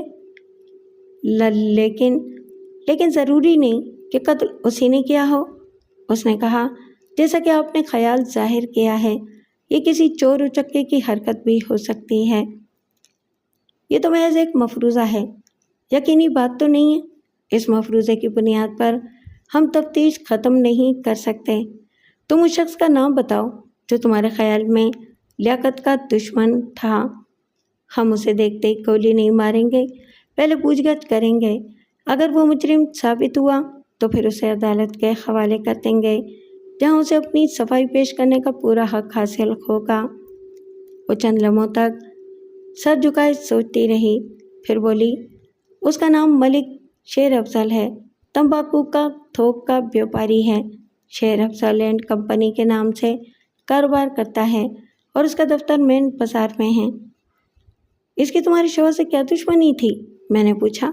मलिक शेर अफजल इस इलाके का जाना पहचाना कारोबारी था और लाखों का बिजनेस करता था। मैं उसे अच्छी तरह जानता था। सारा किस्सा बहुत अजीब किस्म का है, हुमैरा ने कहा। लियाकत की मलिक शेर अफजल से बड़ी अच्छी बोलचाल थी और वह अक्सर उसके दफ्तर में भी बैठते थे। मलिक शेर अफजल ने उनके ज़रिए कुछ जायदाद भी खरीदी थी और उन पर बहुत भरोसा करते थे। जब हमने यहाँ आने का प्रोग्राम बनाया तो लियाकत को पैसों की ज़रूरत थी। उस वक्त उनके पास 10-12 हज़ार रुपये थे और ये रकम वो अपनी बीवी को देना चाहते थे ताकि उनके बाद उसे माली तंगी का सामना न करना पड़े। ये सब कुछ लियाकत ने मुझे यहाँ आकर बताया था। मैंने उनसे कहा कि मैं घर से कुछ नकदी और जेवर ला सकती हूँ, लेकिन उन्होंने मुझे सख्ती से मना कर दिया। जैसा कि मैंने कहा, वो अक्सर मलिक शेर अफजल के दफ्तर में जाकर बैठते थे। बाद में उन्होंने मुझे बताया कि शेर अफजल की तिजोरी मेज़ के पीछे रखी रहती थी, जिसमें बाज़ औक़ात हज़ारों रुपए मौजूद होते थे। मलिक साहब, अगर इंसान ज़रूरतमंद हो तो उसकी नीयत ख़राब होते देर नहीं लगती। एक दिन दोपहर के वक्त लियाकत मलिक शेर अफजल के दफ्तर में बैठे थे। उस वक्त दफ्तर के दूसरे लोग खाना खाने के लिए या नमाज़ पढ़ने के लिए गए हुए थे। इतने में बाहर सामान का एक ट्रक आ गया और शेर अफजल बाहर जाकर ट्रक ड्राइवर से बातें करने लगा। लियाकत को मालूम था कि तिजोरी की चाबियाँ दिन के वक्त अमूमन दराज में होती हैं। इत्तेफाक से उस वक्त दराज मुकफ़्फ़ल नहीं थी। लियाकत ने जल्दी से उठकर दराज से चाबियाँ निकाली, तिजोरी खोली और नोटों का एक ढेर निकालकर अपने बैग में डाल लिया। तिजोरी में उस वक्त 1.5-2 लाख रुपए रखे थे, लेकिन लियाकत ने सारी रकम पर हाथ साफ करना मुनासिब न समझा। दफ्तर का बैरूनी दरवाज़ा शीशे का था जो बंद रहता था। रकम निकालने के बाद लियाकत ने तिजोरी मुकफ़्फ़ल की, चाबियाँ वापस दराज में रखीं और दोबारा अपनी कुर्सी पर जा बैठे। इस सारी कार्रवाई के दौरान वो शीशे के दरवाजे से बाहर देखते रहे थे। उन्होंने मुझे बताया कि रकम निकालने के बाद उनके दिल में कोई घबराहट नहीं थी। वो बड़े इत्मीनान से वहाँ बैठे रहे थे। उन्हें ऐसे महसूस हो रहा था जैसे उन्होंने चोरी नहीं की, अपना हक वसूल किया है। बाद में वो 1 घंटे तक मलिक शेर अफजल से बातें करते रहे, फिर उठकर घर आ गए। क्या मलिक शेर अफजल को चोरी का इल्म नहीं हुआ? चोरी का इंकशाफ 5 या 6 रोज़ बाद हुआ। इस दौरान में लियाकत बाकायदगी से मलिक शेर अफजल के दफ्तर जाते रहे। किसी ने उन पर शक नहीं किया। पुलिस दफ्तर के 2-3 आदमियों को पकड़ कर ले गई, लेकिन बाद में इन्हें छोड़ दिया। मेरे शौहर की तरफ किसी ने आंख उठाकर भी नहीं देखा। 10-15 रोज़ बाद जब मामला ठंडा पड़ गया तो लियाकत यहाँ लाहौर आए।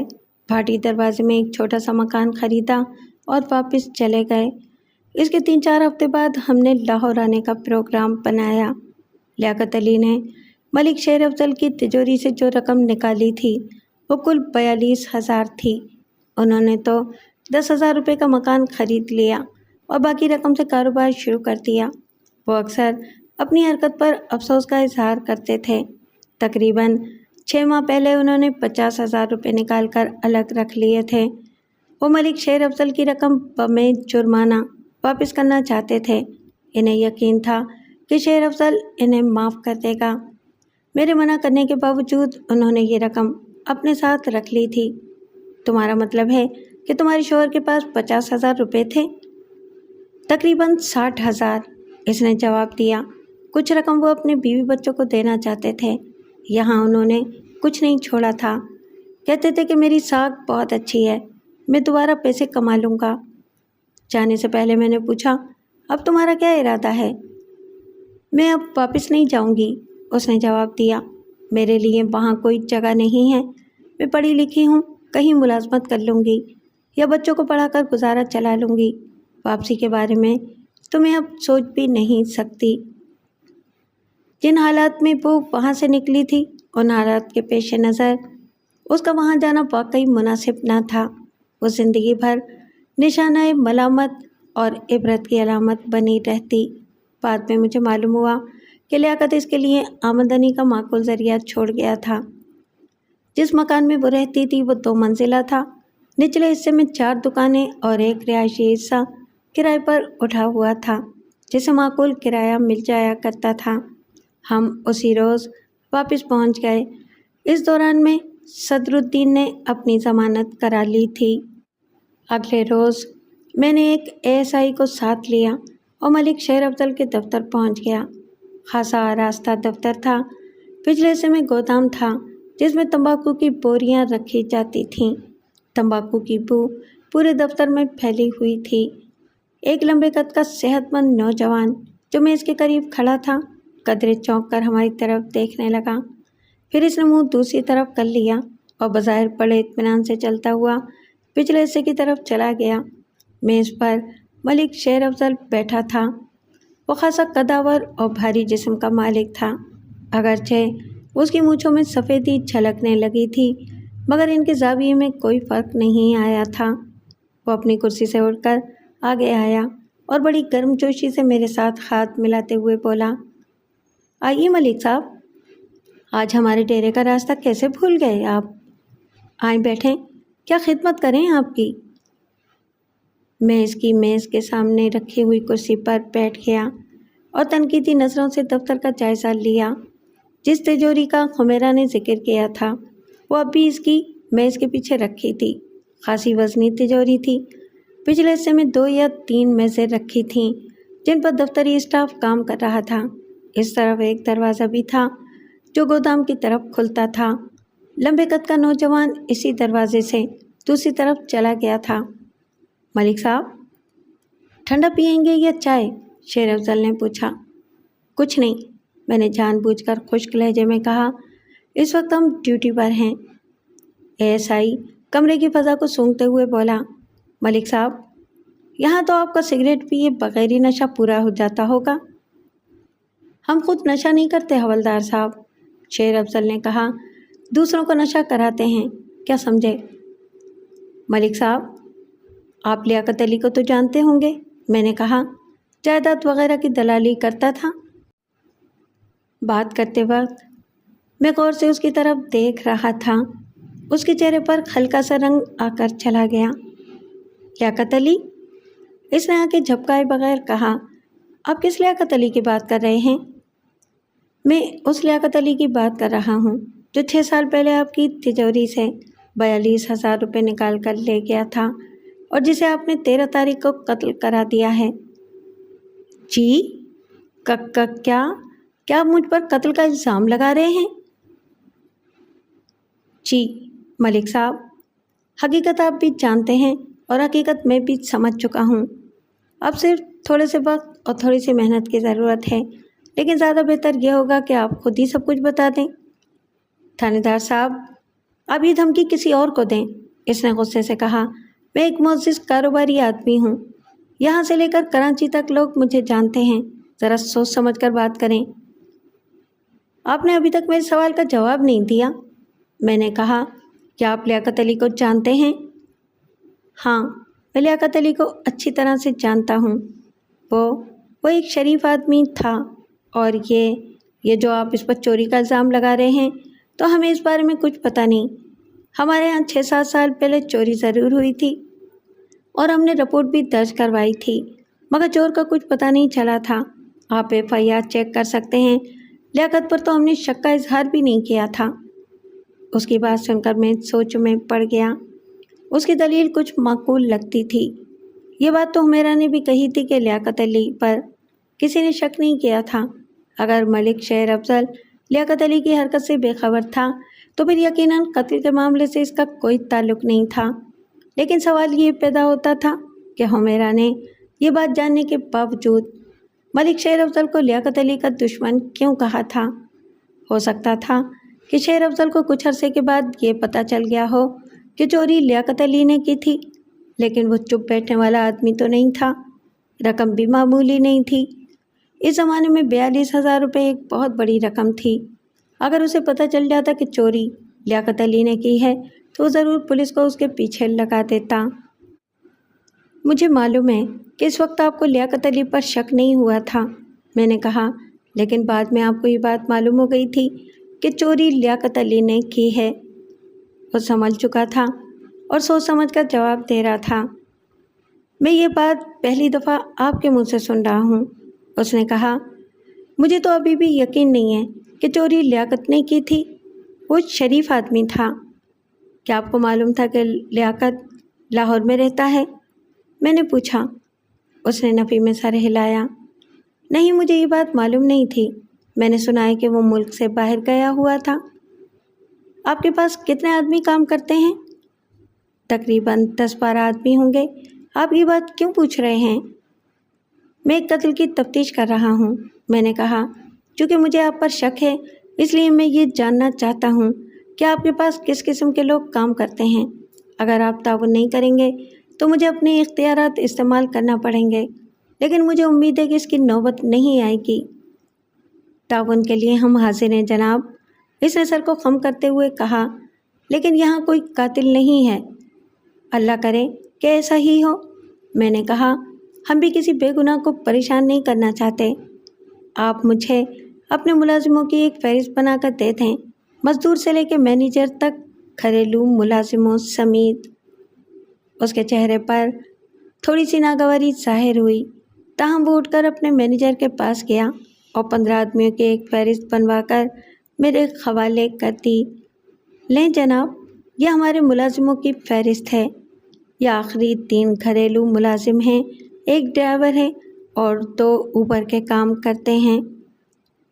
میں آپ کے ملازموں سے ایک 2 سوال کرنا چاہتا ہوں، میں نے کہا۔ سب کو یہاں بلا لیں۔ میں نے محسوس کیا کہ اس کے چہرے پر ایک بار پھر الجھن نمودار ہو گئی تھی۔ اس وقت تو بہت مشکل ہے جناب، وہ خوش اخلاق نظر آنے کی کوشش کرتے ہوئے بولا۔ سارے یہاں موجود بھی نہیں ہیں اور کام اس وقت بہت زیادہ ہے۔ آپ ایسا کریں کہ کل صبح کے وقت آ جائیں، اس وقت سب یہاں موجود ہوں گے۔ میں اسے کوئی موقع دینا نہیں چاہتا تھا۔ وہ اس مہلت سے فائدہ اٹھاتے ہوئے سب کو ایک جیسا بیان رٹا سکتا تھا۔ کل مجھے فرصت نہیں ہے، میں نے چالاکی سے کہا۔ آپ فکر نہ کریں، میں آپ کا زیادہ وقت ضائع نہیں کروں گا۔ یوں تو میں ان سب کو تھانے میں بھی حاضر کرا سکتا ہوں، لیکن یہ اچھا نہیں لگتا۔ آپ عزت دار آدمی ہیں اور ویسے بھی اپنی برادری سے تعلق رکھتے ہیں۔ ذرا سی رسمی کارروائی ہے، چند منٹوں میں ختم ہو جائے گی۔ وہ الجھن میں پڑ گیا۔ وہ تھوڑا بہت قانون بھی سمجھتا تھا اور چاہتا تھا کہ خوش اسلوبی سے معاملہ نمٹ جائے۔ میرے اصرار پر اس نے تمام ملازموں کو وہاں جمع کر لیا۔ ان کی تعداد 10 یا 11 تھی۔ 3 دفتر میں کام کرنے والے کلرک تھے، ایک مینیجر تھا اور باقی گودام میں کام کرنے والے آدمی تھے۔ دفتر کے ساتھ ایک اور کمرہ تھا جو غالباً بیٹھک کے طور پر استعمال ہوتا تھا۔ اس کا ایک دروازہ بغلی گلی میں کھلتا تھا۔ میں نے ان 11 ملازمین کو ASI کے سپرد کیا اور خود بیٹھک میں جا بیٹھا۔ ASI کو میں نے ہدایت کر دی کہ ان لوگوں کو آپس میں بات چیت نہ کرنے دے اور باری باری انہیں میرے کمرے میں بھیجتا جائے۔ ملک شیر افضل نے بھی میرے پاس بیٹھنے کی کوشش کی، मगर मैंने उसे नरमी से बाहर भेज दिया। एक बात बताने का ख्याल मुझे नहीं रहा कि इन 11 अफराद में वो तवीलुल कामत नौजवान शामिल नहीं था जिसे मैंने शेर अफजल की मेज़ के पास खड़े हुए देखा था। मैं हर शख्स से सिर्फ 2 सवाल करता था। पहले उसका नाम पूछता, फिर उसे कहता कि शेर अफजल एंड कंपनी में काम करने वाले दूसरे अफराद के नाम बताओ। सारा इंटरव्यू निस घंटे में मुकम्मल हो गया और मेरा मकसद भी पूरा हो गया।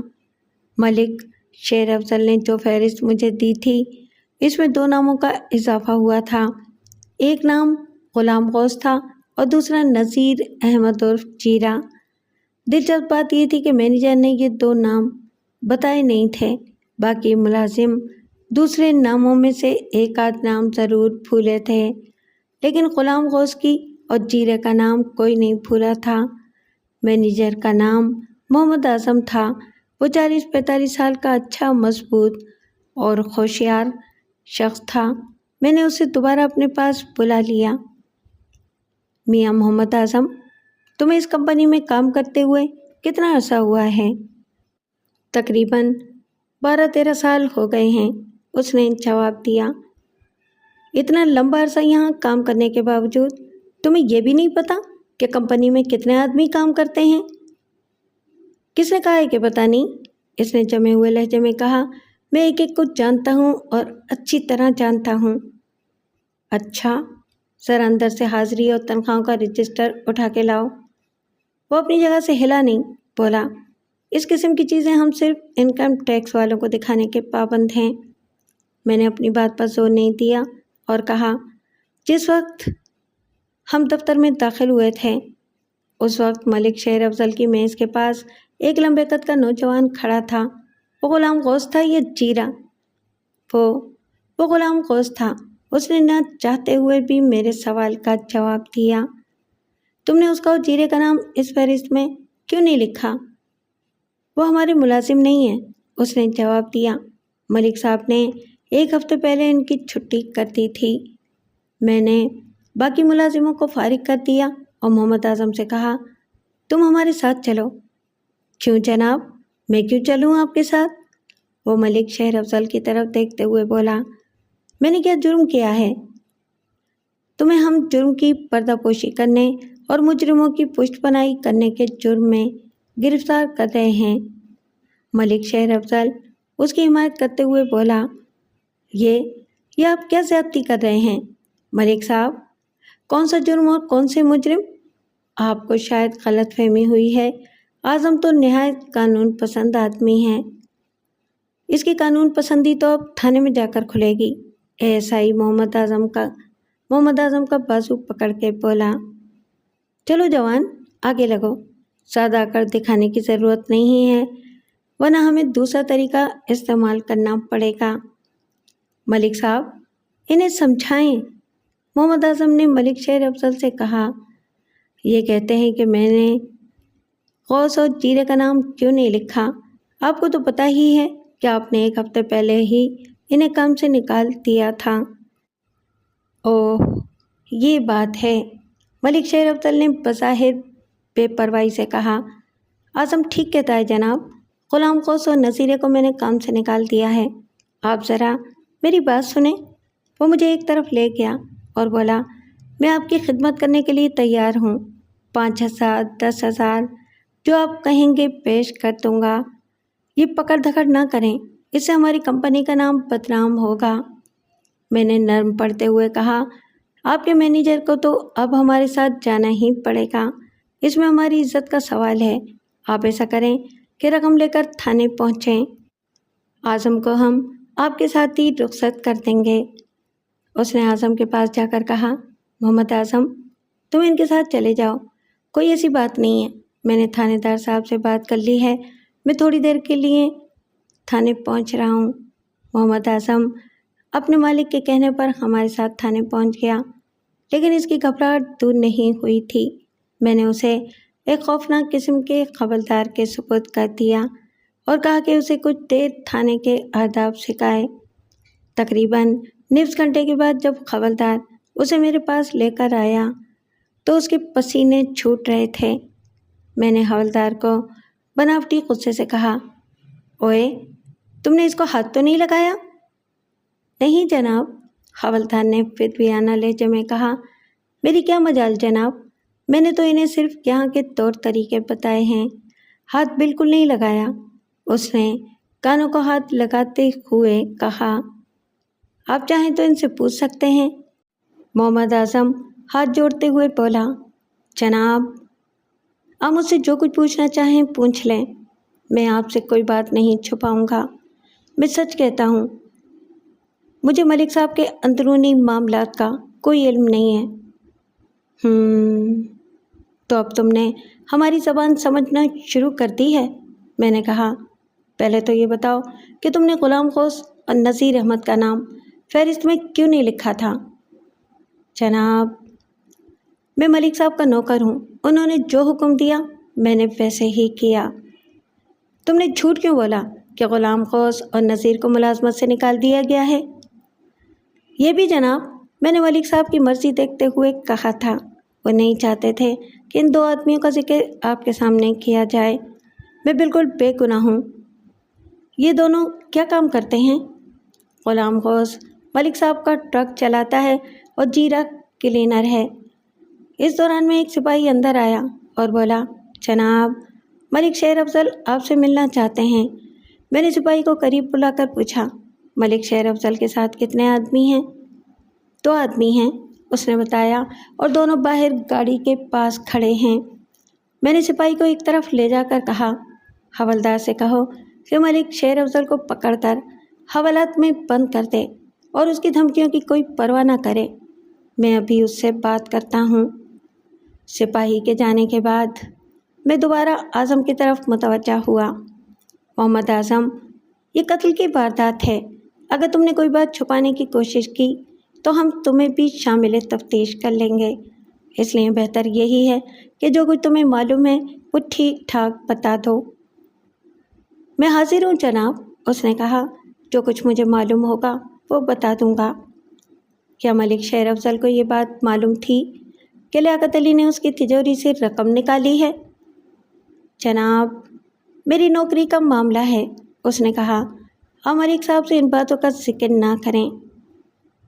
تم بالکل فکر نہیں کرو، میں نے اسے تسلی دی، میں نے سچے اور سیدھے لوگوں کو کبھی پریشان نہیں کیا۔ بات یہ ہے جناب کہ 3-4 ہفتے پہلے ملک صاحب کو کسی کا خط ملا تھا، اس خط میں چوری کی ساری تفصیل لکھی ہوئی تھی اور یہ بھی لکھا تھا کہ لیاقت علی 13 تاریخ کو یہاں پہنچ رہا ہے۔ وہ خط کہاں ہے؟ وہ ملک صاحب کے پاس ہے، ان کی تجوری میں یا میز کی دراز میں ہوگا۔ لیاقت علی کے قتل کے بارے میں تم کیا جانتے ہو؟ اس نے کانوں کو ہاتھ لگاتے ہوئے کہا، میں خدا کو حاضر و ناظر جان کر کہتا ہوں کہ اس بارے میں کچھ نہیں جانتا۔ ہو سکتا ہے کہ اس میں غلام غوث اور جیرے کا ہاتھ ہو، لیکن میں کچھ نہیں جانتا۔ میں نے اس سے غلام غوث اور نذیر احمد کا پتہ لیا اور ایک پولیس پارٹی کو ان کی گرفتاری کے لیے روانہ کر دیا۔ اس کے بعد میں نے اسے دوسرے کمرے میں بٹھا دیا اور ملک شیر افضل کو بلا لیا۔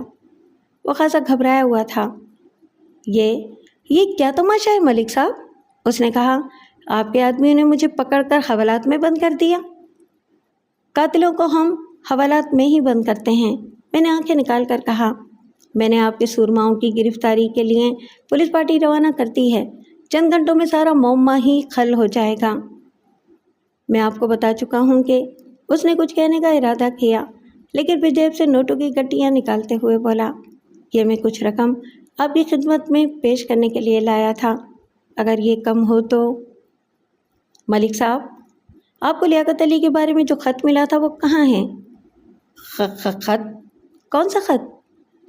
آپ میری بات اچھی طرح سمجھ رہے ہیں؟ اگر آپ خود اپنی خوشی سے وہ خط میرے حوالے نہیں کریں گے تو میں دوسرے طریقے سے اسے حاصل کر لوں گا۔ آج کی رات میں آپ کو حوالات میں رکھوں گا اور کل عدالت سے سرچ وارنٹ حاصل کر کے آپ کے دفتر سے وہ خط برآمد کر لوں گا۔ بتائیے کون سا طریقہ بہتر رہے گا؟ اس نے مجھ پر اپنے تعلقات کا رعب جمانے اور رشوت دینے کی بہت کوشش کی، مگر میں کسی بات سے مروب نہیں ہوا۔ ملک صاحب، مجھے معلوم ہے کہ لیاقت علی آپ کے ہاتھوں قتل نہیں ہوا، اس لیے ابھی موقع ہے، آپ اپنی پوزیشن بچانے کی کوشش کر سکتے ہیں۔ آپ تو مجھے قتل کے الزام میں گرفتار کر رہے ہیں، میں اپنی پوزیشن کیسے بچا سکتا ہوں؟ آپ غلام غوث اور نذیر احمد کے خلاف بیان دے کر اپنے لیے وعدہ ماف گواہ بننے کا راستہ ہموار کر سکتے ہیں۔ ایک بات تو بتائیں، لیاقت علی کے پاس تقریباً 60,000 روپے تھے، یہ رقم کہاں ہے؟ وہ حیرت سے میرا منہ تکنے لگا۔ 60,000 روپے؟ مجھے اس رقم کے بارے میں کچھ علم نہیں۔ ملک صاحب، جیسا کہ آپ نے کہا تھا، لیاقت علی واقعی شریف آدمی تھا، اس نے مجبوری کی حالت میں چوری کی تھی، وہ آپ کی رقم واپس کرنا چاہتا تھا، یہ بات مجھے اس کی دوسری بیوی نے بتائی ہے۔ وہ 50,000 روپے آپ کو دینے کے لیے لایا تھا، 8,000 روپے وہ بطور جرمانہ آپ کو دینا چاہتا تھا، اس نے کہا تھا کہ وہ آپ سے معافی مانگ لے گا۔ ان بدماشوں نے مجھ سے رقم کا ذکر تک نہیں کیا، اس نے کہا، اور فوراً ہی اپنی غلطی پر پریشان نظر آنے لگا۔ میرا قتل کے معاملے سے کوئی تعلق نہیں ہے۔ میں آپ کو یقین دلاتا ہوں کہ لیاقت علی کے قتل میں میرا ہرگز کوئی ہاتھ نہیں ہے، میں ایسا آدمی نہیں ہوں۔ تو پھر حقیقت کیا ہے؟ میں نے پوچھا۔ وہ ایک دم تھکا تھکا سا نظر آنے لگا، بولا، ملک صاحب، میری عزت و جان آپ کے ہاتھ میں ہے، میں آپ کو سب کچھ سچ سچ بتا دیتا ہوں۔ ایسی بات نہ کریں، میں نے کہا، جان اور عزت خدا کے ہاتھ میں ہیں۔ اس نے ایک گلاس پانی منگوا کر پیا اور بولا، یہ سچ ہے کہ لیاقت علی کے یہاں آنے سے چند روز پہلے مجھے ایک گمنام خط ملا تھا، اس خط میں چوری کی پوری تفصیل لکھی تھی، یہ بھی لکھا تھا کہ لیاقت علی 13 تاریخ کو رات کے 9 بجے یہاں پہنچ رہا ہے۔ میں نے ان دونوں کتوں کو صرف اتنا کہا تھا کہ لیاقت علی کی تھوڑی سی ٹھکائی لگا کر میرے پاس لے آنا، میں اسے اپنی رقم کے بارے میں پوچھنا چاہتا تھا۔ انہوں نے اسے جان سے ہی مار ڈالا، کہنے لگے کہ وہ مقابلے پر اتر آیا تھا مگر رقم کا کوئی ذکر نہیں کیا۔ اس کا مطلب یہ ہے کہ رقم دیکھ کر ان کی نیت خراب ہو گئی ہوگی۔ بہرحال جو کچھ آپ نے بتایا ہے، اگر یہ سچ ہے تو آپ بچ جائیں گے۔ میں آپ کو وعدہ ماف گواہ بنانے کی کوشش کروں گا، لیکن اس کے لیے میری ایک شرط ہوگی۔ جی فرمائیں، میں ہر شرط پوری کرنے کے لیے تیار ہوں۔ مقتول لیاقت علی کی 2 بیویاں ہیں، میں نے کہا، مجھے امید ہے کہ آپ کے گنڈوں نے اس کی جو رقم اڑائی ہے وہ برآمد ہو جائے گی۔ یہ رقم میں اس کی بڑی بیوی کو دینا چاہتا ہوں، کچھ رقم آپ کو اپنی طرف سے اس کی چھوٹی بیوی کو دینا پڑے گی، وہ لاہور میں رہتی ہے۔ وہ بصر و چشم اس نیک کام کے لیے تیار ہو گیا۔ میں نے محمد اعظم کو ASI کے سپرد کیا اور کہا کہ اس کا بیان لے کر اسے جانے دیا جائے۔ اس کے بعد میں ملک شیر افضل کے ہمراہ اس کے دفتر پہنچا اور وہ خط دیکھا جو اس سارے فساد کی بنیاد تھا۔ میں نے خط دیکھتے ہی اندازہ لگایا کہ وہ نسوانی ہاتھ کا لکھا ہوا تھا، اگرچہ اس پر کسی کا نام نہیں تھا، تاہم میں فوراً سمجھ گیا کہ وہ خط کس نے لکھا تھا، اور مجھے یقین ہے کہ آپ بھی سمجھ گئے ہوں گے۔ وہ خط حمیرہ نے لکھا تھا۔ اس خط میں وہی باتیں لکھی ہوئی تھیں جو میں اس کی زبان سے سن چکا تھا، صرف وہ حصہ موجود نہیں تھا جو لیاقت علی کی تعریف میں جاتا تھا۔ اس عورت نے محض رقابت میں 2 گھر برباد کر دیے تھے۔ ملک شیر افضل نے تجوری سے کچھ رقم نکالی اور کہا، یہ رقم آپ لیاقت علی کی دوسری بیوی کو پہنچا دیں۔ ملک صاحب، یہ رقم اپنے پاس ہی رکھیں، میں نے کہا، لیاقت علی کا قاتل یہ خط ہے، اور یہ خط اس کی دوسری بیوی حمیرہ کا لکھا ہوا ہے۔ اگر یہ خط آپ کو نہ ملتا تو لیاقت علی اپنی جان سے نہ جاتا۔ جس پولیس پارٹی کو میں نے غلام غوث اور نذیر کی گرفتاری پر مامور کیا تھا، وہ دوسرے دن دونوں کو گرفتار کر کے تھانے لے آئے۔ ان کے پاس سے 55,000 روپے نقد اور کچھ زیور بھی برآمد ہو گیا۔ یہ زیور جس کی تفصیل مجھے یاد نہیں، لیاقت علی نے اپنی بیٹیوں کے لیے خریدا تھا۔ غلام غوث اور نذیر نے اقبال جرم کر لیا۔ اس کے سوا ان کے پاس کوئی چارہ بھی نہیں تھا، کیونکہ مقتول کا لوٹا ہوا مال ان کے پاس سے برآمد ہو گیا تھا۔ انہوں نے اپنے اقبالی بیان میں کہا کہ وہ ملک شیر افضل کی ہدایت کے مطابق لیاقت علی کی کچھ ٹھکائی کرنا چاہتے تھے، لیکن جب لیاقت علی کو یہ پتہ چلا کہ وہ ملک شیر افضل کے آدمی ہیں تو اس نے انہیں رقم نکال کر دکھائی اور کہا کہ وہ ملک صاحب کی رقم واپس کرنے آیا ہے۔ بس یہی اس سے غلطی ہو گئی، رقم دیکھ کر غلام خوش اور نذیر کی نیت خراب ہو گئی۔ وہ لیاقت علی کو کسی بہانے سے جنگل میں لے گئے اور وہاں اسے لاٹھیوں سے مار مار کر ہلاک کر دیا۔ لیاقت علی کی نقدی اور زیورات عدالتی کارروائی مکمل ہونے تک پولیس کی تحویل میں رہنا ضروری تھے، لیکن میں نے خصوصی طور پر اس سامان کا ریلیز آرڈر حاصل کر لیا اور 2 گواہوں کے ہمراہ رحمت بی بی کے گھر پہنچ گیا۔ وہ اتنی بڑی رقم اور زیورات دیکھ کر دنگ رہ گئی۔ اسے اس بات پر یقین ہی نہیں آ رہا تھا کہ وہ سب کچھ اس کا ہے۔ میں نے اس سے رسید پر دستخط کرائے اور واپس جانے لگا تو اس نے کچھ رقم مجھے دینا چاہی۔ رحمت بی بی، یہ سب کچھ آپ کا ہے اور آپ کی بچیوں کا ہے، میں نے کہا۔ یہ آپ کے شوہر کی محنت کی کمائی ہے، اس پر میرا کوئی حق نہیں ہے۔ اگلے روز میں لاہور گیا اور دوبارہ حمیرہ سے ملا۔ رسمی کلمات کے بعد اس نے پوچھا، قاتل کا کچھ پتہ چلا؟ میں نے جیب سے اس کا خط نکالا اور اس کی طرف پھینکتے ہوئے بولا، یہ ہے تمہارے شوہر کا قاتل، تمہارا قاتل خط۔ وہ کچھ نہیں بولی، اس کے چہرے پر ندامت اور تعصب کے سوا کچھ نہ تھا۔ میں نے خط اٹھا لیا اور کہا، ضروری سامان ساتھ لے لو اور چلنے کے لیے تیار ہو جاؤ۔ اس نے حیرانی سے پوچھا، کہاں؟